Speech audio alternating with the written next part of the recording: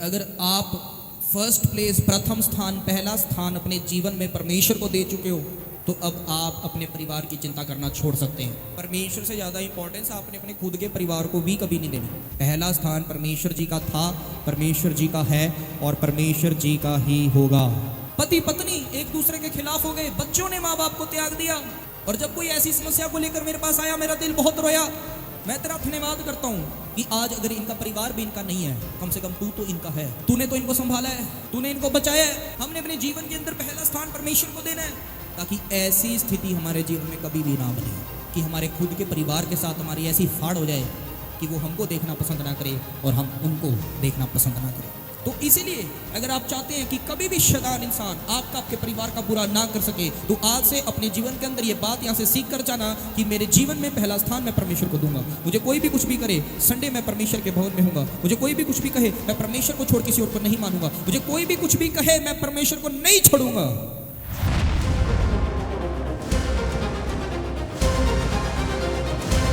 परमेश्वर आपको कभी भी नहीं छोड़ता, वो ना कभी छोड़ेगा ना वो कभी त्यागेगा। तो जो लोग अपने जीवन में अपना पहला परिवार, अपना पहला प्यार परमेश्वर प्रभु यीशु को मानते हैं, उनका जो परिवार है, खुद का परिवार धरती पर, उनके माँ बाप, भाई बहन, पति पत्नी, बच्चे, उनको भी परमेश्वर संभालने लगता है। चाहे अभी आपके माँ बाप, भाई बहन, पति पत्नी, बच्चे परमेश्वर को नहीं मानते, पर अगर आप फर्स्ट प्लेस, प्रथम स्थान, पहला स्थान अपने जीवन में परमेश्वर को दे चुके हो और आप उस परमेश्वर के पीछे ही चल रहे हो, तो अब आप अपने परिवार की चिंता करना छोड़ सकते हैं। जब तक परमेश्वर में नहीं थे, परमेश्वर को आपने नहीं जाना पाया था, तब तक आपको चिंता करने की जरूरत थी कि हाँ, उनको कौन संभालेगा, उनको कौन बचाएगा, उनको कौन छुड़ाएगा, मेरे परिवार को कौन संवारेगा। ये चिंता करने का विषय था। पर तब जब परमेश्वर में आप नहीं थे, पर जब से आप परमेश्वर में, जब से आपने जीवित परमेश्वर को जान लिया, मान लिया, अब से आपको अपने परिवार की चिंता करने की जरूरत नहीं है, क्योंकि अब आपके परिवार को परमेश्वर संभालने वाला है। तो अगर आज की मीटिंग में आप ये टीचिंग को सुन रहे हैं, तो पहली बात ये सीख लो कि आपने परमेश्वर से ज़्यादा इंपॉर्टेंस आपने अपने खुद के परिवार को भी कभी नहीं देनी। आपने परमेश्वर के बराबर भी महत्व कभी भी अपने परिवार में भी किसी को नहीं देना। ये मैं क्लियर कट बोल रहा हूं। पहला स्थान परमेश्वर जी का था, परमेश्वर जी का है और परमेश्वर जी का ही होगा। तो पहली बात ये लिख लो आज, अगर आप चाहते हैं आप पारिवारिक रूप से आज आशीषित होकर के यहां से जाओ, तो पहली बात ये लिखे कि मेरे जीवन में पहला, प्रथम स्थान परमेश्वर का था, परमेश्वर जी का है और परमेश्वर का ही रहेगा। क्यों? क्योंकि मैंने सचमुच अपनी आंखों से देखा है। मुझे चर्च में भी लोग मिले हैं, बाहर भी ऐसे कई लोग मिले हैं जिनके परिवार में ऐसी अनबन हुई, ऐसी मिसअंडरस्टैंडिंग हुई कि उनके खुद के माँ बाप ने उनको छोड़ दिया, उनके खुद के माँ बाप ने भी उनके साथ धोखा किया, उनके खुद के सगे भाई बहनों ने उनको मारने तक की योजनाएं बना ली, खत्म करने की, नष्ट करने की योजनाएं बना ली। पति पत्नी एक दूसरे के खिलाफ हो गए, बच्चों ने माँ बाप को त्याग दिया। मैंने खुद अपनी आंखों से ये सब होता देखा है। और जब कोई ऐसी समस्या को लेकर मेरे पास आया, मेरा दिल बहुत रोया कि परमेश्वर मैं तेरा धन्यवाद करता हूं कि आज अगर इनका परिवार भी इनका नहीं है, कम से कम तू तो इनका है। तूने तो इनको संभाला है, तूने इनको बचाया है। और इस बात की गवाही मैं इसलिए दे रहा हूं, इस बात को मैं टेस्टिफाई इसलिए कर रहा हूं कि हम जो परमेश्वर के लोग हैं, हमने अपने जीवन के अंदर पहला स्थान परमेश्वर को देना है, ताकि ऐसी स्थिति हमारे जीवन में कभी भी ना बने, ऐसी घटना हमारे जीवन में कभी भी ना हो कि हमारे खुद के परिवार के साथ हमारी ऐसी फाड़ हो जाए कि वो हमको देखना पसंद ना करे और हम उनको देखना पसंद ना करें। बहुत सारे लोगों ने परमेश्वर के ऊपर विश्वास किया, अपना जीवन परमेश्वर को दिया, पर जो शैतान है वो बहुत चालाक है, बहुत तेज है। वो ऐसा काम करेगा कि आपको समझ नहीं आएगा कि ये शैतान कर रहा है, कि ये मैं मेरे परिवार के द्वारा मुझे पीछे खींचने के लिए किया जा रहा है, या किसी और जन के द्वारा मुझे परमेश्वर से दूर करने के लिए किया जा रहा है। बहुत सारे लोगों ने ऐसा किया कि हाँ, उन्होंने परमेश्वर पर विश्वास किया, अपना जीवन उसको दिया, पर फैमिली प्रेशर की वजह से, पारिवारिक दबाव की वजह से, परिवार की जोर की वजह से वो हार गए, वो उनके दबाव में दब गए, वो उनके भड़काने में आ गए और उन्होंने परमेश्वर जी को छोड़ दिया। उन्होंने परमेश्वर को अपनी पीठ दिखा दी। और आज मैं ये बात डराने के लिए नहीं बोल रहा, बिल्कुल भी ये मत सोचना, मैं खुद बता रहा हूं, आज उनका कोई हाल नहीं है बताने वाला, उनके परिवारों का कोई भी हाल नहीं है बताने वाला, ऐसी स्थितियां उनकी है। कई लोग का परिवार बहुत बड़ा है, ब्लड रिलेशन, रियल फैमिली ही बहुत बड़ी होती है, और उनको ऐसा लगता है कि मैं तो एक अकेला ही हूं, मेरा परिवार इतना बड़ा है, मैं अकेला कब तक इनसे लड़ता रहूं, छोड़ो क्या करना है परमेश्वर का, या जब यही नहीं मान रहे तो मैंने क्या करना है, पहले से तो यही मेरे साथ है। उन्होंने छोड़ दिया परमेश्वर को, उनके परिवारों ने उनको छोड़ दिया, उस सड़कों पे रुल रहे आज, बड़ा ही बुरा हुआ। पर अगर वो धीरज रखते कि जीवित परमेश्वर ने ब्रह्मांड को बनाया, ये जीवन मुझे दिया, ये परिवार भी उसी का ही है, मेरे जीवन में पहला प्रथम स्थान परमेश्वर का ही है, परमेश्वर का ही रहेगा, तो उनका परिवार कब तक उनको दबाता, कब तक उनको भड़काता।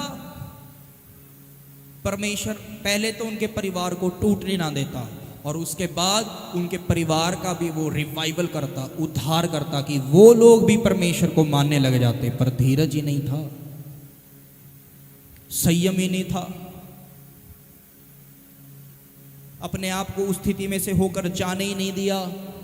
पहले ही थक गए, हार गए, हार मान गए, बैठ गए। आज उन लोगों का हाल बताने लायक भी नहीं है, मैं खुद बता रहा हूं, लिविंग एग्जाम्पल है, सच्ची बातें हैं जो हुआ है, जो हो रहा है।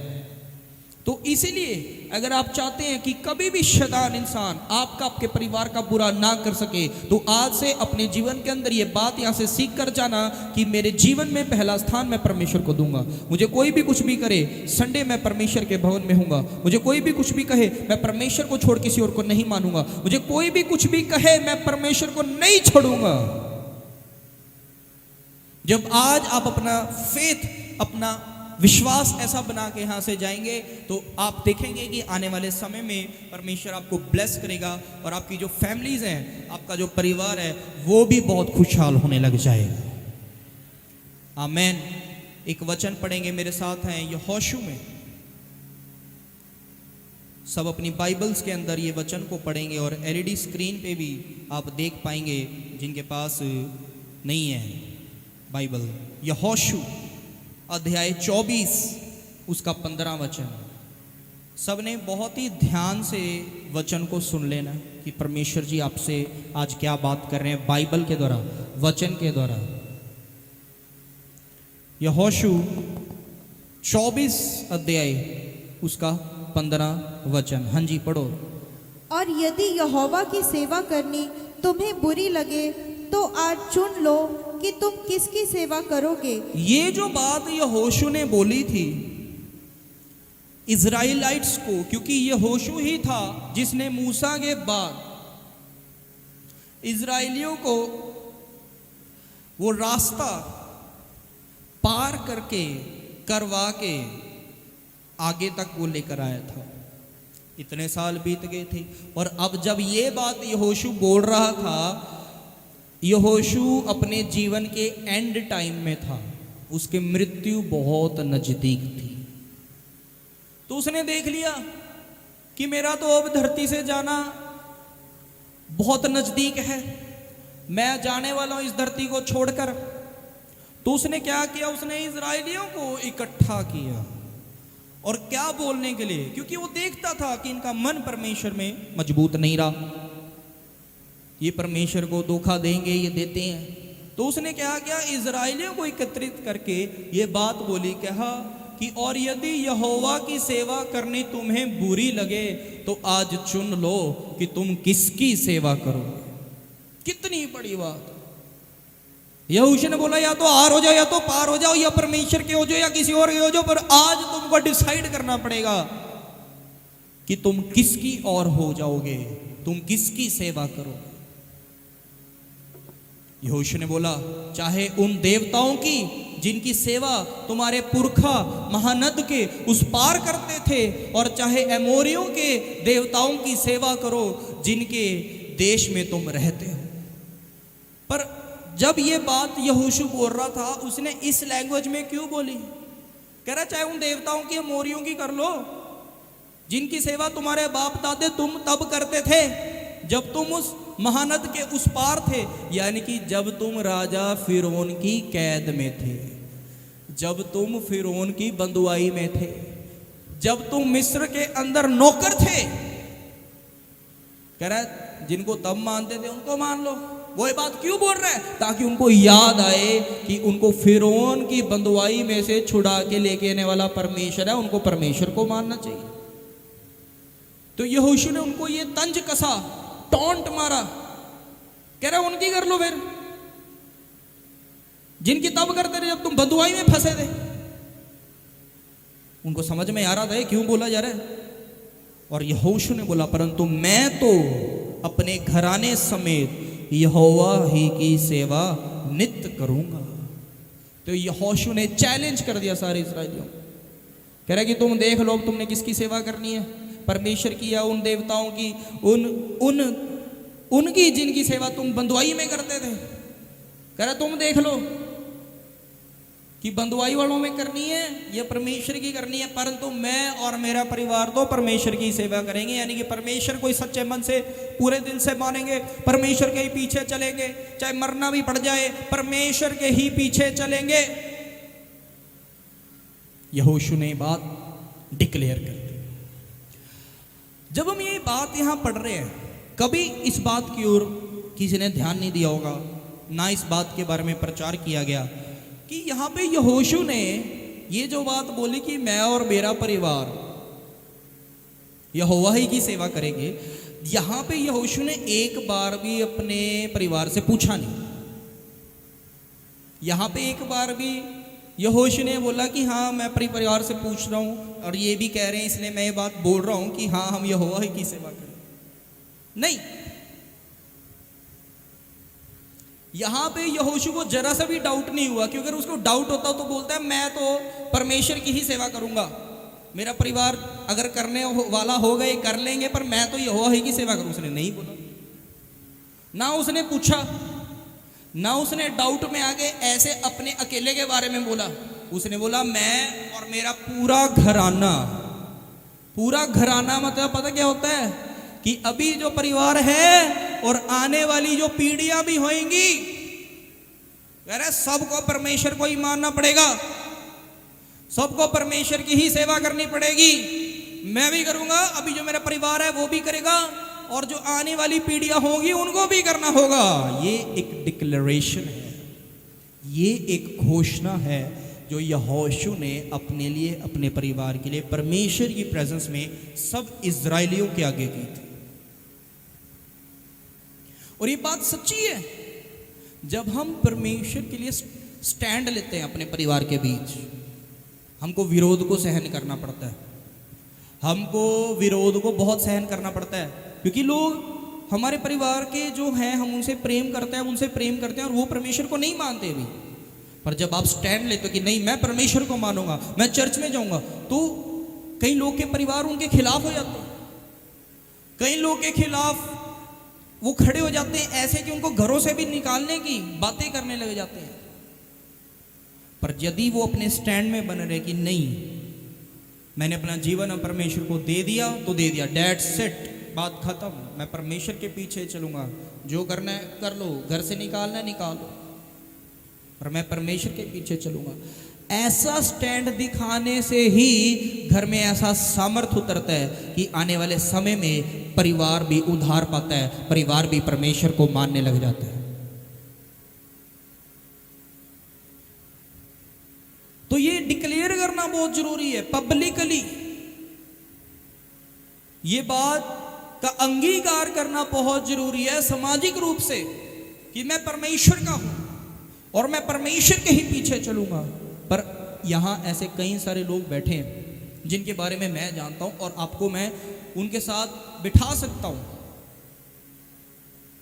जो लोग परमेश्वर को मानते हैं पर सच्चे मन से नहीं। क्यों? क्योंकि उनके मन में अभी भी शक है, शंका है, डर है, भय है, दुनिया की वजह से, अपने हो सकता है परिवार की वजह से, अपने पड़ोसियों की वजह से, अपने रिश्तेदार, अपने जानकारों की वजह से उनके मन के अंदर डर है और वो ओपनली इस बात को एक्सेप्ट नहीं करते कि हम प्रभु यीशु मसीह को मानते हैं। वो खुलेआम शरेआम इस बात का अंगीकार नहीं करते कि हम प्रभु यीशु मसीह को मानते हैं। इसलिए उनकी लाइफ के अंदर ऐसा कोई काम नहीं होता जो वो ढूंढ रहे हैं, और इसलिए अभी तक उनके परिवार का भी उद्धार नहीं हुआ। छुप छुप के काम नहीं हुए, छुप छुप के रहने से, डर डर के रहने से परमेश्वर का सामर्थ्य आप नहीं देखेंगे। यहाँ यहोशू अकेला खड़ा है और हजारों इजरायली उसके सामने खड़े हैं, और उसने डांटते हुए, फटकारते हुए, ललकारते हुए बोल दिया कि तुमको छुड़ा के लेके परमेश्वर आया था और मेरे द्वारा लेकर आया था, पर फिर भी अब तुम देख लो तुमने किसकी सेवा करनी है, उनकी कर लो जिनकी तुम बंधुआई के समय करते थे, या परमेश्वर की कर लो जो तुमको बंधुआई से छुड़ाकर यहां कनान में ले आया है। कह रहा तुम देख लो। और उसने बोल दिया तुमने जो करना करो, पर मैं और मेरा घराना पूरा का पूरा परमेश्वर की ही सेवा करेंगे। क्या आप लोग इस बात को ओपनली डिक्लेयर कर सकते हैं? क्या आप लोग इस बात को सामाजिक तौर से घोषित कर सकते हैं? कौन कौन? तो पहली बात सीख ली कि अपने पहला स्थान परमेश्वर को देना है। दूसरी बात ये सीख लो कि बिना डरे परमेश्वर के पीछे चलो, बिना दुनिया से भय खाए परमेश्वर को मानो, बिना दबे ये बात की घोषणा किया करो कि हां हम परमेश्वर के हैं। जो भी पूछे बता दिया करो, जो भी पूछे बोल दिया करो, जो भी टोके समझा दिया करो, क्योंकि जब हम ओपनली डिक्लेयर कर देंगे, जब हम सामाजिक तौर से इस बात को घोषित करेंगे कि हां मैंने चलना ही परमेश्वर के पीछे है, तो परमेश्वर का बड़ा सामर्थ्य आपके ऊपर और आपके परिवारों में उतर जाएगा। मैंने बड़े सारे जवान बच्चे इस प्रॉब्लम में फंसे देखे। सुन लो क्यों? वो यंग माइंड थे, उनको परमेश्वर के बारे में पता चला उनके किसी जानकार के द्वारा या सोशल मीडिया के द्वारा, पर वो लोग चुनाव नहीं कर सके परमेश्वर का। परमेश्वर ने बुला लिया पर वो परमेश्वर को जीवन नहीं दे सके परिवार के डर की वजह से। और मैंने जवान बच्चे ही नहीं देखे, मैंने चर्च में आने वाली अपनी कहीं बहनों को देखा जो यंग लाइफ से बाहर है, मैरिड है, उनके बच्चे हैं, उनके पति ने उनको रोक दिया, उनके बच्चों ने रोक दिया, उनके परिवार के लोगों ने रोक दिया और वो नहीं निकल पाए। मैंने देखा है, हुआ। बड़े सारे लोग छुप छुप के चर्च जाते हैं, बड़े सारे लोग एक बैलेंस बना के चल रहे हैं कि बस चर्च आ सके। कुछ हद तक ये करना भी पड़ता है, पर कब तक करोगे? Till when? कब तक कब तक ही चलता रहेगा? कभी सोचा कि ऐसे कब तक चलेगा? परमेश्वर के पीछे चलने का तो मजा ही तब है जब खुलेआम शरेआम चले। चर्च में आगे मजा ही तब आएगा आपको जब निडर होकर आप चर्च में आएंगे। तो आज दूसरी बात सीख लो, ये बात सीख लो, जान लो, समझ लो कि हमने किसी से नहीं डरना, किसी के रोक के नहीं रुकना। हमने परमेश्वर को जीवन दिया है और इस बात को हमने कभी छुपाना नहीं, पता लगने देना है,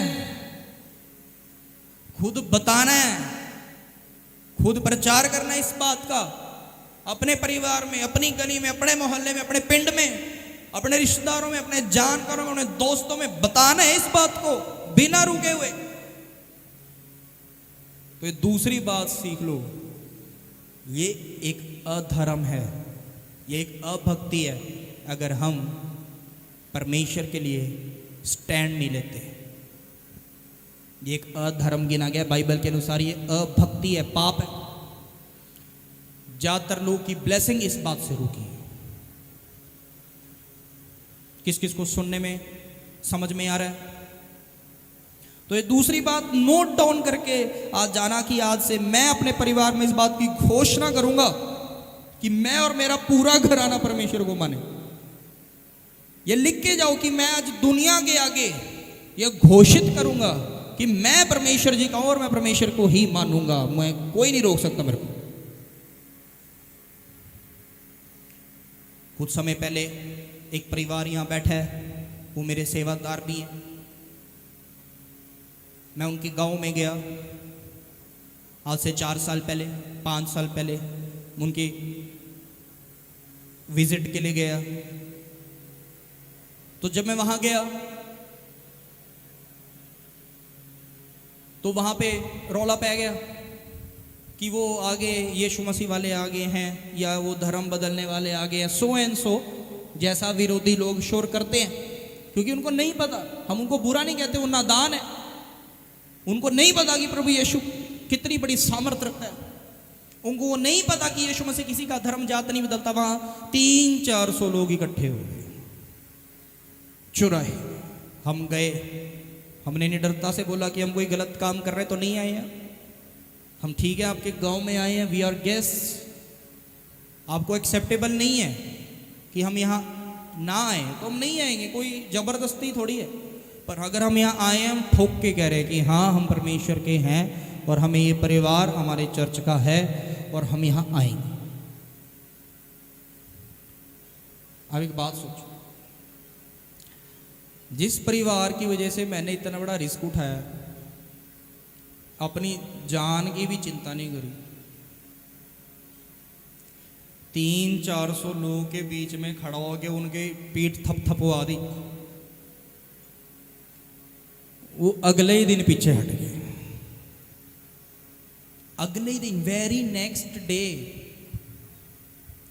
सोचो वहां से उन इतने सारे खूंखार लोग के बीच में से जिंदा निकल के आना कोई आसान बात नहीं है, परमेश्वर ही ला सकता है और वही लाया। वो अगले दिन ही भटक गए। क्यों? क्योंकि उनको उनके गांव वाले ने बोल दिया, पिंड वाले बोल दिया कि अगर तुम परमेश्वर को मानोगे, चर्च में जाओगे तो हम तुम्हारा तिरस्कार कर देंगे, हम तुमको त्याग देंगे, तुम हमारी सांझ से बाहर हो जाओगे, तुम्हारा ये हो जाएगा, तुम्हारा वो हो जाएगा, तुम्हें पूछेंगे नहीं, तुम्हें बुलाएंगे नहीं, तुम्हें बताएंगे नहीं, तुम्हें ये नहीं देंगे, तुम्हें वो नहीं देंगे। मतलब ये है कि पिंड की जी सांझ होंगी उस तो थानू कट देंगे। वो इस बात से डर गया। और मुझे इतना अच्छे से याद है परमेश्वर में आने से पहले उनके हालात क्या थे और परमेश्वर में 1 या 2 साल चलने के बाद उनको कितनी ब्लेसिंग्स मिलने लगी, आशीषें मिलने लगी। और मेरे को अच्छे से याद है जब वो 2 साल का उनका बहुत बड़े वाला स्ट्रगल था, बीमारी और गरीबी का, तब सांझ दिखाने कोई भी नहीं आया था सारे पिंड में से, कोई भी पिंड में से रिश्तेदार नहीं आया था, कोई पिंड का नहीं आया था, कोई बाहर का नहीं आया था। पर जिस परमेश्वर ने उस समय संभाला जब खुद के नहीं साथ थे, उसको ऐसे लोग की वजह से छोड़ दिया। सोचो कितनी बुरी बात है, कितनी गलत बात है। ये वन ऑफ द रीजन है।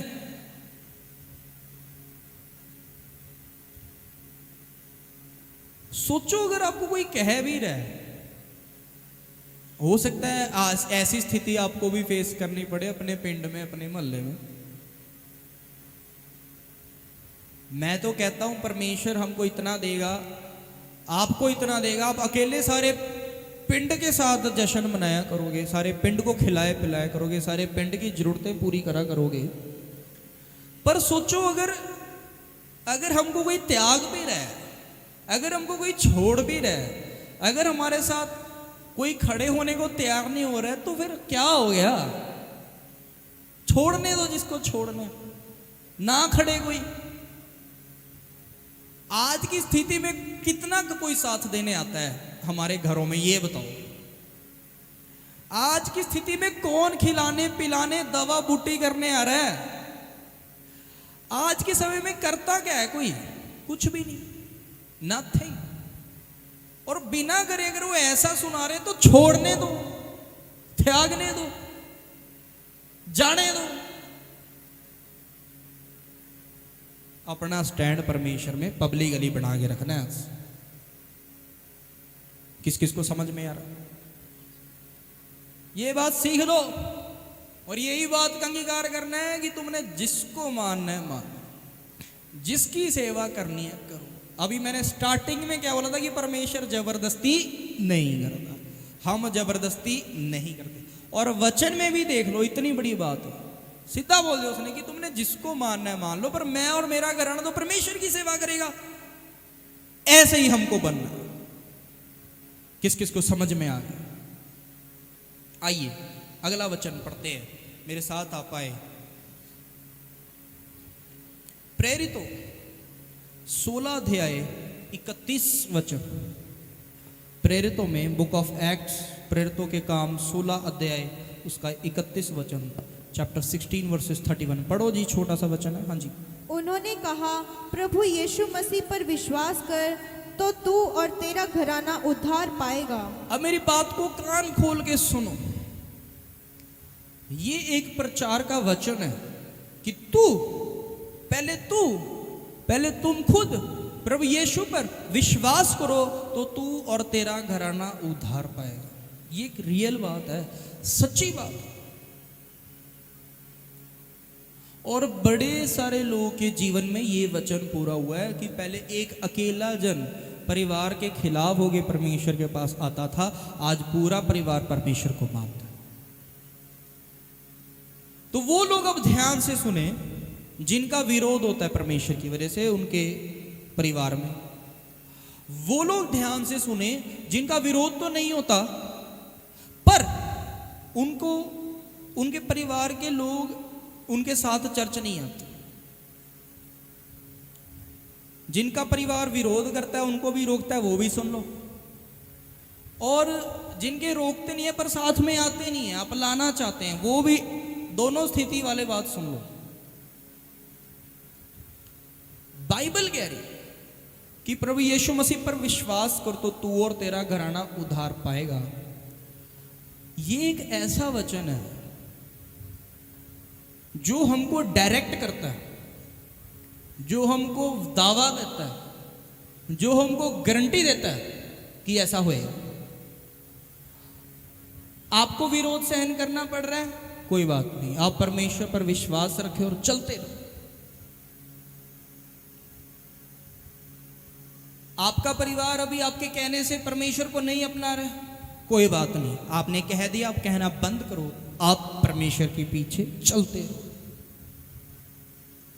जब आप चलते जाएंगे परमेश्वर में, जब आप बढ़ते जाएंगे परमेश्वर में, और आप बहुत आगे पहुंच चुके होंगे, रहेंगे तो अपने परिवार में ही।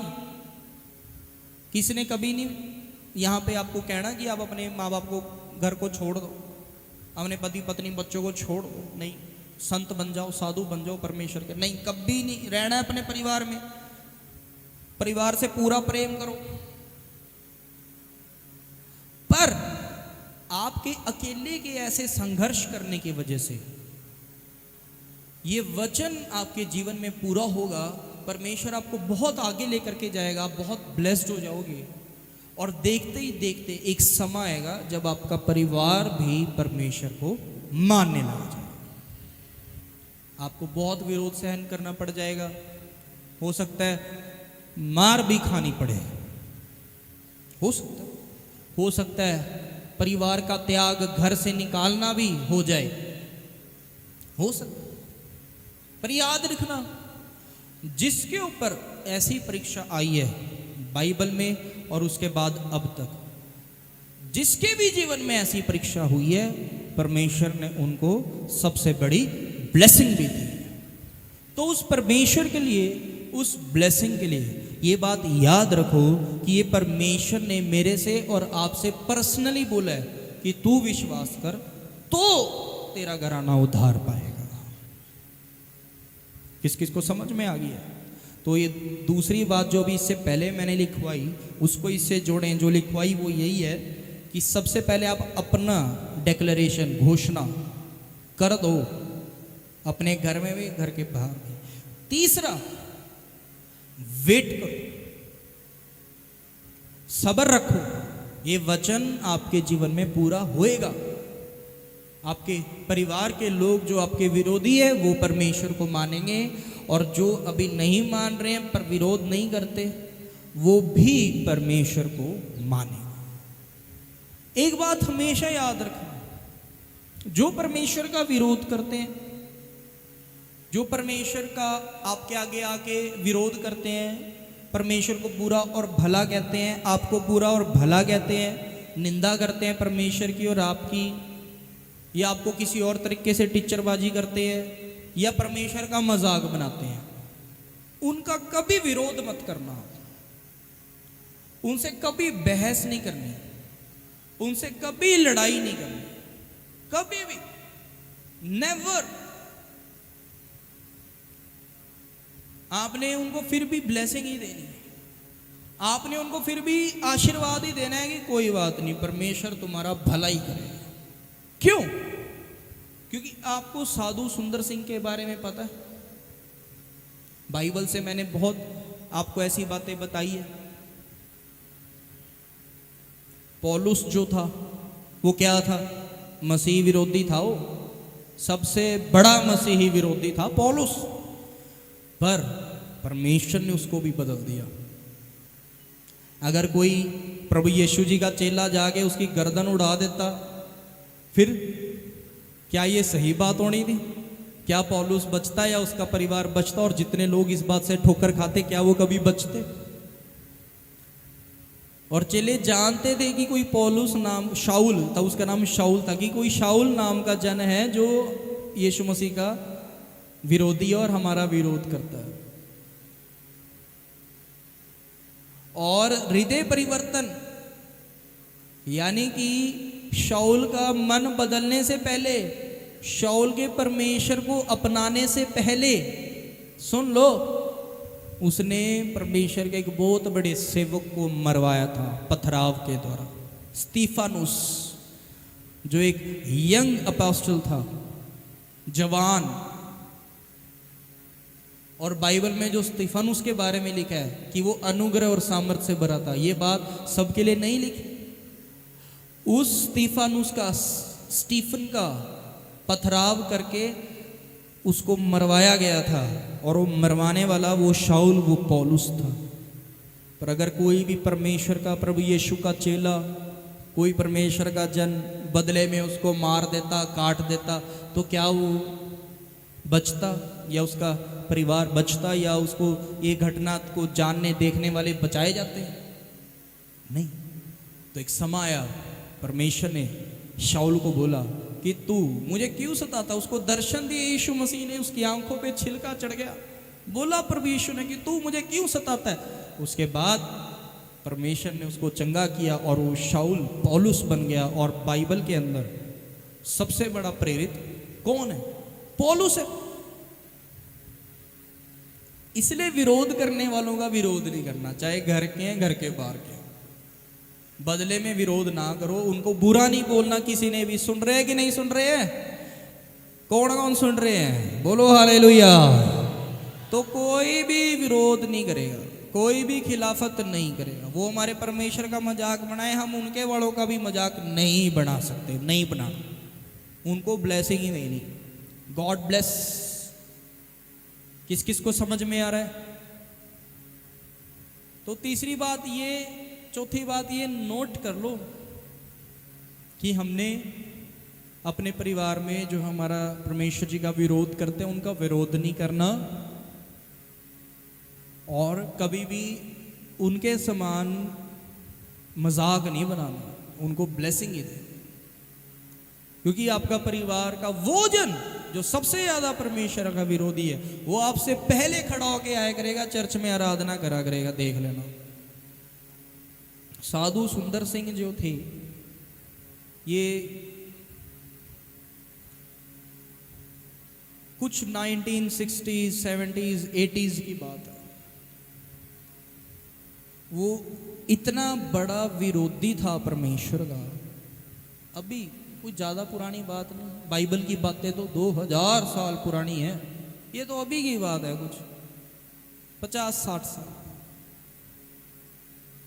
वो ऐसा विरोधी था परमेश्वर का, बाइबल को जला दिया था उसने, बर्न कर दिया था, आग लगा दी थी।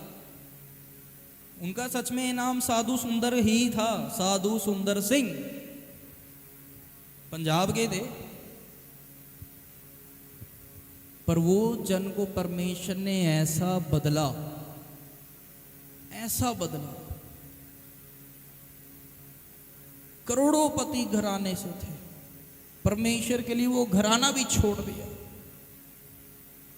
वो करोड़ों की प्रॉपर्टीज, जायदाद को भी छोड़ दिया, छड़ दिया, और परमेश्वर की सेवा करने लगे। सोचो, आप YouTube पे बायोग्राफी पढ़ना साधु सुंदर सिंह, यू विल नो, आपको पता चलेगा कौन थे वो। क्योंकि मैं पूरी स्टोरी डिक्टेट नहीं कर सकता, अभी इतना टाइम नहीं है, आप खुद देखना, आपकी आंखों से आंसू हो जाएंगे कि इतना विरोध करने वाला था ये परमेश्वर का, और ये परमेश्वर का सेवक बन के खड़ा हो गया, और सेवक बनने के बाद भी विरोध सहन किया।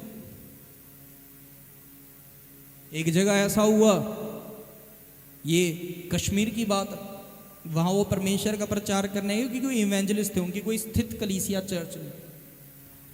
एक जगह इतना बलवा उनके खिलाफ ऐसा विरोध हुआ कि उनके शरीर बॉडी के साइज जितना बड़ा पत्थर उठाकर उनके ऊपर फेंका गया, जिसके नीचे वो दब गए, क्रश हो गए थे। और जिन लोगों ने उनको मारने की कोशिश की थी, सिंगल इतना बड़ा पत्थर पहाड़ों में ही होता है, आपको पता। वो लोगों को लगे मर गया, उनको लगा, उनको इंटरनल ब्लीडिंग स्टार्ट हुई, उनकी हड्डियां, उनकी बॉडी की मांसपेशियां वैसे काम नहीं करती। इतना बड़ा पत्थर ऊपर पड़ा है तो चोट तो लगेगी, बॉडी है। उनकी बॉडी से ब्लड निकलने लग गया, पर वो जीवित थे, और वो सब देख रहे थे कि ये ब्लड निकल रहा है, इतना बड़ा पत्थर इस पर डाला गया है, कि वाई डिडंट ही डाई, ये मरा क्यों नहीं। उन्होंने आवाज लगाई, सबको बोला कि तुमने मेरे ऊपर पत्थर डाल दिया, मुझे मारा, इट्स ओके, अब मुझे थोड़ा सहारा लगाओ और वो पेड़ पे लगा के बिठा दो। वो लोग देख रहे थे कि चलो ये भी मरा नहीं, हो सकता थोड़ी टाइम में मरे, पर इसने अभी तक हमें बुरा ही नहीं बोला, इसने हमको कोई दावा नहीं किया, या हमारे जिनको हम मानते हैं उनके लिए कुछ बुरा नहीं बोला, कोई मजाक नहीं। ये मेरे को कह रहे कि कोई बात नहीं, उन्होंने ये देखा कि ये हमको बोल रहे कि कोई बात नहीं, तुमने मुझे मारने की कोशिश की, पर मेरे को जरा उठा के पेड़ के पास लगाओ, मैं तुमको परमेश्वर का वचन सुनाता हूं। वो लोग रोने लगे कि इतना प्रेम इनके परमेश्वर ने इनको मानव जात के लिए सिखाया कि हम इसको मारने आए। ये मरते हुए भी ये कह रहा है कि मुझे तुम थोड़ा बिठा दो, मैं तुमको वचन सुनाना चाहता हूं। उन सब लोगों ने उठा के उनको सहारे के साथ बिठाया और सब ने बैठ के उनसे वहाँ वचन सुना। एंड ही डिडंट डाई, वो नहीं मरे, सुन लो, वो मरे नहीं, वो चंगे हुए। उसके बाद भी उन्होंने कितने साल तक परमेश्वर का प्रचार किया और वो खुद साधु बन गए थे, संत बन गए थे परमेश्वर के। सोचो, जहां जाना प्रोहिबिटेड है, जहां पे क्रिश्चियन छोड़ो, इंडियन लोग की एंट्री नहीं है। हमारे इंडिया के आसपास ऐसे भी छोटे और बड़े देश है, आप लोगों को पता है, वो वहां तक गए परमेश्वर का प्रचार कर। किस किस को समझ में आ रहा? तो ये बातें क्यों हैं? ताकि हम सीखें, जाने कि हम अपने परिवार से परमेश्वर के लिए लड़ना बंद करें और बाहर के लोगों से भी परमेश्वर के लिए लड़ना बंद करें। हम प्रचार कंटिन्यू रखें, उनको ब्लेसिंग कंटिन्यू दें, बस ये हमारा काम। किस किस को समझ में आ रहा? तो उनकी जो साधु सुंदर सिंह जी की जो भतीजी थी, उन्होंने और उनके भाई ने फिर उनकी सेवा को संभाला था। साधु किशन सिंह, उनकी जो सिस्टर थी, उन्होंने भी उस फेथ को एक्सेप्ट किया। वो दिल्ली करोल बाग के सबसे बड़े खानदान से थे। उनके माँ बाप की भी मृत्यु हो गई थी और उनके परिवार के लोगों ने उनकी प्रॉपर्टी हड़पने के लिए, उनको भी मारने के लिए, फायरिंग तक की उनको परमेश्वर ने बचाया। उन्होंने सब वो छोड़ दिया कि हमें तो परमेश्वर की सेवा करनी। आज से 16-17 साल पहले वो आए थे हमारे घर, जब उन्होंने अपने, लोग YouTube से सुनते हैं उनकी टेस्टमनी, बुक्स पढ़ते हैं, पर वो खुद आके हमको टेस्टमनी दे के गए थे साधु सुंदर सिंह की और उनके भाई साधु किशन सिंह की। तो ये हमने आंखों से देखा है, सुना है कानों से, इसलिए मैं आपको बता रहा हूं कि हमें नहीं पता आज जो विरोधी है कल वो कितना बड़ा प्रचारक बन जाएगा परमेश्वर का। पर हम उनकी ठोकर का कारण ना बने, हम उनका विरोध ना करें, हम उनसे प्यार करें। किस किस को समझ में आ रहा है?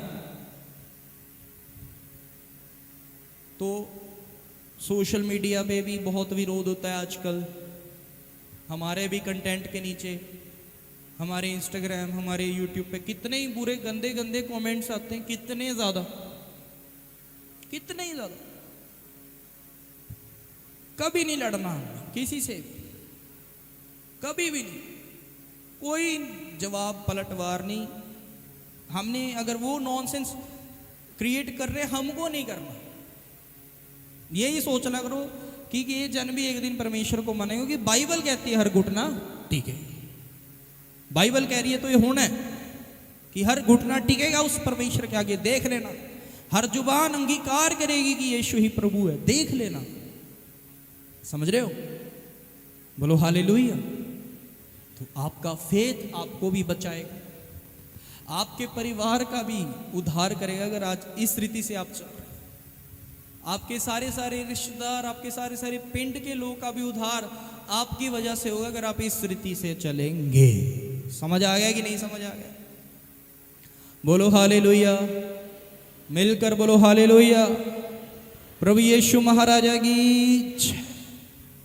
तो आज अपना डिसीजन लो कि मैंने तो परमेश्वर की सेवा करनी है, मुझे उसको प्रथम स्थान देना। आज अपना निर्णय लो सारे यहां बैठ के, बैठे बैठे, कि मैंने थोड़ी डरना है, मैंने क्यों शर्माना है, मैं परमेश्वर को मानता हूं, मैं खुले मानू। समझ आ रहा है? आप अपना ये निर्णय लो कि मेरा परिवार आज विरोध कर रहा है या वो मेरे कहने से परमेश्वर को नहीं अपना रहा है, कोई बात नहीं, मैं चलता जाऊंगा। यही विरोध करने वाले या ये जो नहीं मानते ये लोग भी मेरे पीछे चलेंगे, क्योंकि बाइबल कहती है कि तू विश्वास कर, तेरा घराना उद्धार पाए। चौथी बात, विरोध नहीं करना किसी का, बुरा नहीं बोलना किसी को, गलत नहीं बोलना किसी को। हम मसीह लोग हैं, हम में और बाकी लोगों में डिफरेंस होना चाहिए। हम परमेश्वर के लोग हैं, बुलंद है, सारा कुछ परमेश्वर ने दिया है, आगे भी परमेश्वर देगा, और ऐसा कुछ नहीं है जो हम नहीं कर सकते। पर हम में और बाकी लोगों में डिफरेंस होना चाहिए, नहीं होना चाहिए? बताओ, सारे बोलो। हम में और बाकियों में अंतर होना चाहिए, नहीं? तो मैं तो पहले कह रहा हूं, सारा कुछ हमारे पास है, सब कुछ हम आप मिलकर कर सकते हैं कि नहीं? हम थोड़े हैं, कोई बहुत है। पंजाब के अंदर कोई कहेगा ना जी 2% लोग ने जी क्रिश्चियन, 2%, सोचो 2% होंगे। आज पंजाब के अंदर 30%, 30% लोग परमेश्वर को मानने लगे। करेक्ट सेंसस करवा ले, कोई जनगणना करवा ले बिना एडल्ट्रेशन के। और मैं बिल्कुल भी, मैं सेंसस को तो मानता ही नहीं। ये जो सरकार कराती है ना जनगणना, गिनती करवाती है लोग कोड़ी केड़ी धर्म की केड़ी जात की, मैं बिल्कुल नहीं मानता, क्योंकि मैंने स्टडी की है इसकी। इकोनॉमिक्स में मैंने स्टडी की है, इसका जो मेथड होता है लोगों को गिनने वाला, ये गलत है, पूरा ही गलत है, रॉन्ग है। और वो एक सैंपल ली जाते हैं, एवरेज ली जाती है कि अगर ये 10 घर है, इनमें से 2 अगर परमेश्वर को मानते हैं तो 2 ही होएंगे, आगे 8 नहीं गिनते। ऐसे होता है। या ये 50 घर है, इसके अंदर 50 में से एवरेज निकाल लेते हैं, कितना बनेगा एवरेज? 20% निकाल लेते हैं इसका। वो 20% लोग अगर परमेश्वर के विरोध वाले हैं तो विरोध वाले ही, बाकियों को गिनते नहीं है। ऐसे होती है जनगणना। कौन मानेगा इसको? इसलिए मैं कह रहा हूं पंजाब में हम मिनॉरिटी नहीं है, हम मेजॉरिटी है। इंडिया में भी हम मिनॉरिटी नहीं, हम मेजॉरिटी बन गए। वर्ल्ड लेवल पे तो सबसे पहले सुन लो, वर्ल्ड लेवल के अंदर क्रिश्चियनिटी सबसे बड़ा रिलीजन है, सबसे ज्यादा लोग परमेश्वर को मानने वाले हैं दुनिया भर में। गलत सेंसस से भी अगर दुनिया भर के अंदर सबसे बड़ी गिनती परमेश्वर के लोग की आ रही है तो हम माइनॉरिटी हैं। Are we? क्या हम हैं? नहीं है। तो मैं वही तो कह रहा हूं, चलो हम क्रिश्चियनिटी की बात नहीं करते, हम अपनी चर्च मिनिस्ट्री की बात कर लेते हैं। हम थोड़े, बिल्कुल भी नहीं। क्या हमें हमारा विरोध नहीं होता? होता है। क्या हमको लोग धमकाते नहीं, डराते नहीं? होता है। कितने सारे कॉल, मैसेज, प्रूफ पड़े हैं, दिखा देते। कितनी बार तो गाड़ियां लगवा दी मेरे पीछे, मैंने ना किसी को बताया, मैंने ना डरा मैं। पर हमने किसी का विरोध नहीं करना, तुमने नहीं किया। पर मैं फिर भी कह रहा हूं सारा कुछ परमेश्वर कर सकता है, सारा कुछ परमेश्वर ने दिया और हम सब कुछ कर सकते हैं। अगला कोई कुछ भी कहे, पर हमने थोड़ी खाड़कू बनना है, नहीं बनना, बिल्कुल नहीं। हम नोबल लोग हैं, पीस लवर्स, सबको प्रेम बांटने वाले, सबके साथ शांति बांटने वाले मसीह लोग होते हैं। समझ में आ गया जी? किस किस नु समझ विच आया?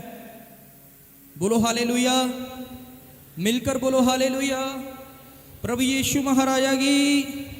तो ध्यान से सुन लो, आज ये बात को आप ध्यान से समझो। हमने यहोशू से सुना, यहोशू कह रहे कि मैं और मेरा परिवार परमेश्वर की सेवा करेगा।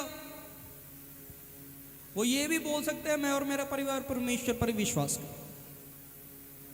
वो ये भी बोल सकते हैं कि मैं और मेरा परिवार तो चर्च में ही जाएंगे और कहीं नहीं जाएंगे। वो ये भी तो बोल सकता है कि मैं और मेरा परिवार परमेश्वर के पीछे चलेंगे और किसी के पीछे नहीं चलेंगे। उसने वर्ड क्या यूज किया, पावरफुल बात बोली उसने। कह रहा मैं और मेरा परिवार परमेश्वर की सेवा ही करेंगे। मैं और मेरा घराना, यानी कि अभी वाली पीढ़ियां, आने वाली पीढ़ियां परमेश्वर की ही सेवा करेंगे। मेरा कहना, मेरा मानना है कि हम सब परमेश्वर के बेटे बेटियां हैं। हम सब के ऊपर परमेश्वर का हाथ है, उसकी कृपा है। हम सब के ऊपर उस परमेश्वर के काम की जिम्मेवारी है। सब अपने आप को परमेश्वर का सेवक मानो, सब अपने आप को परमेश्वर की सेविका मानो और यही बोलो। अगर आप अभी अकेले हो, आज से यही घोषणा करो कि मैं तो परमेश्वर की ही सेवा करूंगा और आने वाले समय में मेरा घराना भी परमेश्वर की सेवा करेगा। बोलो, बोल के देखो। आज अगर आपका परिवार सब खड़ा है, साथ है, बहुत अच्छी बात है। आप पूरा परिवार समझ लो कि आप पूरा परिवार है, आपने सबने परमेश्वर की ही सेवा करनी और ये सेवा है। आप परमेश्वर के पीछे चल रहे हैं, मैं इसी सेवा की बात कर रहा हूं। आपने परमेश्वर को जीवन दिया हुआ है, मैं आपकी इसी सेवा की बात कर रहा हूं। आपको ये निर्णय लेना पड़ेगा, बोलना पड़ेगा, बताना पड़ेगा। हर रोज मैं ये बात बोलता हूं, पर मैं जिस घराने की बात करता हूं, मैं आप लोग की बात करता हूं। जब मैं ये प्रार्थना में बोलता हूं या जब मैं ये घोषणा करता हूं अपनी आत्मिकता में, तो मैं आप लोगों को बात में लेकर बोलता हूं कि मैं और मेरा घराना, यानी कि मैं और मेरी कलीसिया, हम तो परमेश्वर की ही सेवा करेंगे। क्या आप भी बोलेंगे ये बात? क्या आप मानेंगे ये बात? क्या आप परमेश्वर के पीछे दृढ़ता के साथ चलते रहेंगे? क्या आप भटकाने के बाद डराने वालों के डरावा देने के बाद भी परमेश्वर की सेवा करते रहेंगे?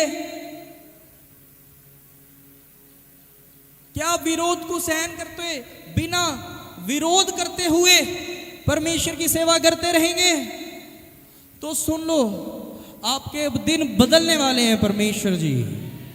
आने वाले समय में परमेश्वर आपको बहुत ऊंचा उठाने वाला है। ये बाइबल का वचन है, ये मैं नहीं डिक्लेयर कर रहा, ये बाइबल डिक्लेयर करती है। आमेन। Decision is everything. आपका ये निर्णय ही सब कुछ है जो आपने ये आज ली है। जीवित परमेश्वर के हम लोग हैं, हम सब मिलकर उसका राज्य बढ़ाएंगे। हो सकता है इंडिया के और स्टेट के अकॉर्डिंग, बाकी राज्यों के जैसे पंजाब में भी आने वाले समूह में ऐसे विरोध का माहौल बन जाए। ये कभी मत सोचना, अगर सरकार फेवरेबल अभी है तो आगे भी होगी। ये मैं क्लियर बता रहा हूं आपको, सुन लो, ये लिख लो विद डेट टाइम। मुझे परमेश्वर ने कहा है, मैं इसलिए आपको लगातार इस बात के लिए तैयार कर रहा हूं। चाहे पंजाब के अंदर सेम गवर्नमेंट रिपीट हो जाए, सेम पार्टी की गवर्नमेंट रिपीट हो जाए, विरोध बढ़ेगा पंजाब में। अभी तक मुझे परमेश्वर ने नहीं बताया कि कौन सी गवर्नमेंट फॉर्म होगी, किस पार्टी की, अकेली होएगी, कोलिशन में होएगी, आई डोंट नो, मुझे नहीं बताया परमेश्वर। पर मैं फिर भी बता रहा हूं, चाहे सरकार यही वाली रहे, चाहे कोई और आए, विरोध बढ़ेगा पंजाब में। बाकी स्टेट्स के जैसा, बाकी राज्यों, विरोध तो पहली बात होना ही है, क्योंकि पंजाब की क्रिश्चियनिटी ही यूनाइटेड नहीं है। मिनिस्ट्रीज के बीच में तकरार है, पास्टरों के बीच में बहुत तकरार है, बहुत एक दूसरे के खिलाफ है। तो ऐसी जगह पे जहां मसीह लोग जिस शहर के एक नहीं होते, जिस स्टेट के एक नहीं होते, वहां फिर विरोध होता है, उसके बाद एक होते, पहले नहीं होते। तो ये तो वैसे भी अंत का समय है, अंत के समय में, अंत के दौर में हम हैं। ट्रिबुलेशंस आएंगी, बहुत क्लेश आएगा, पर आपने एक ही बात को याद रखना है जो आज मैंने बताया, कि अगर आप चाहते हैं कि आने वाले समय में, विरोध के समय में भी, या जब आने वाले समय में हमारे पंजाब या देश के अंदर अकाल पड़ेंगे, डिस्ट्रेस आने वाली है, सुनो, बहुत डिस्ट्रेस, बहुत हाहाकार होने वाली है, बहुत मारा मार होने वाली है इस देश के अंदर। हमारे देश में क्या है, सब जगह पे, हमारे आसपास भी बहुत हाहाकार मचने वाली है। हर चीज़ की, बीमारी की लगा लो, महंगाइयों की लगा लो, माहौल इतना बिगड़ेगा आने वाले समय में।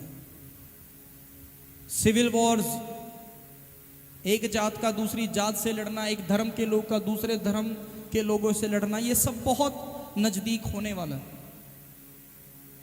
पर जो परमेश्वर के लोग हैं, अगर उनका स्टैंड रहेगा कि हाँ, मैं और मेरा घराना परमेश्वर की ही सेवा करेंगे, अगर उनका ये अंगीकार रहेगा सच्चा वाला, तो बीमारियों के माहौल में भी, महंगाई के माहौल में भी, युद्धों के माहौल में भी, कलेशों के अंदर भी आप चमकते रहेंगे। जैसे एक सुंदर फूल होता है ना बाग के अंदर, आसपास उसके मुरझाए फूल होते हैं, आसपास उसके झाड़ी कटीलों वाली होती है, पर वो हल्की हल्की हवा के साथ इधर उधर लहलाता रहता है। वैसे ही आपके आसपास झाड़ियाँ, कांटे, सूखे झड़ने वाले फूल होंगे, पर आप हंसते लहराते से रहेंगे ऐसे माहौल में भी, क्योंकि हम परमेश्वर के हैं, हम उसकी ठहराए स्थान में हैं, हम उसकी शरण स्थान में हैं। वो हमें फलवंत बना रहा है, आगे और फलवंत बनाएगा, देख लेना ये होएगा। तो जब दुनिया का बुरा समय आता है वो दुनिया के लोगों के लिए होता है, परमेश्वर के लोगों के लिए नहीं होता। क्योंकि हम तो दुनिया में मुसाफिर हैं, जो परमेश्वर का काम करने इस दुनिया में आए हुए हैं। सुन रहे हैं? हम तो इस दुनिया के अंदर टूरिस्ट है, टूरिस्ट। सफर चल रहा है हमारा। हम दौड़ में थोड़ी हैं, हम तो सफर में हैं। समझ रहे हैं आप? कौन कौन सुन रहे हैं? बोलो हालेलुया। दोनों हाथ उठा के बोलो हालेलुया। प्रभु यीशु महाराजा की। तो हम कोई दौड़ के लिए नहीं आए, हम किसी युद्ध के लिए नहीं आए, हम एक सफर में आए। हमने इस धरती पर जन्म लिया है, परमेश्वर को अपनाया, हमारा सफर शुरू, हमारा सफर चल रहा है। शैतान हमें रोकना चाह रहा है, टोकना चाह रहा है, दबाना चाह रहा है, भटकाना चाह रहा है, भड़काना चाह रहा है, लोग भी उसके द्वारा, पर हम अपने सफर में कायम हैं। और इस सफर के अंदर हम सफर कौन है? हाथ उठा के बोलो, प्रभु यीशु मेरा हम सफर है, जो आपका हाथ पकड़ के आपको साथ चला रहा है। तो क्यों डरना है, क्यों घबराना है? समझ में आ रहा है कि नहीं समझ में आ रहा है? हम किसी दौड़ युद्ध के लिए यहाँ पे नहीं आए, हम इस सफर को पूरा करने आए हैं। और ये सफर हमारा अनंत जीवन तक का है, स्वर्ग जाने वाले हम परमेश्वर जी के पास। तो किस किस को ये आज बात समझ में आ गई है? और कौन कौन ये अंगीकार करने के लिए तैयार है कि मैं और मेरा परिवार परमेश्वर जी की सेवा करेंगे? तो करेंगे, कौन रोकेगा? No one can stop. आपको अपना निर्णय बहुत मजबूत रखना है। और क्योंकि हम आने वाले दिनों में बहुत ब्लेसिंग को पाएंगे और बहुत हम ऊंचे उठने वाले हैं, तो शैतान इंसान रोकने की पूरी कोशिश करेगा, पर हम रुकेंगे नहीं, क्योंकि हमें और ब्लेस्ड होना है और तरक्की होने वाली यीशु मसीह नासरी के नाम से।